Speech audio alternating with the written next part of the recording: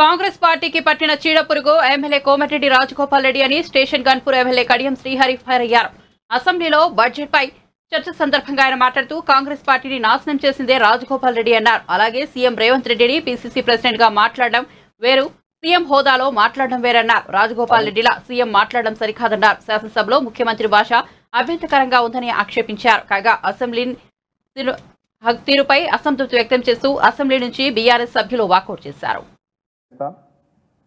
600 Congress party అన్ని హామీలు అమలు చేసే విధంగా వాళ్ళని వేటాడుతాం, చేయలేకపోతే ప్రజలను సమీకరించి పోరాటం చేస్తాం, ప్రజల పక్షాన నిలబడతామని చెప్పి నేను ఈ సందర్భంగా తెలియజేస్తున్నాను.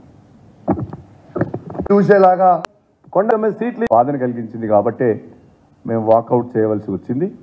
ఏది ఏమైనా భారత రాష్ట్ర సమితి కేసీఆర్ నాయకత్వంలో తెలంగాణ ప్రజల పక్షాన పోరాటం చేస్తాం. 600 కాంగ్రెస్ పార్టీ అన్ని హామీలు అమలు చేసే విధంగా వాళ్ళని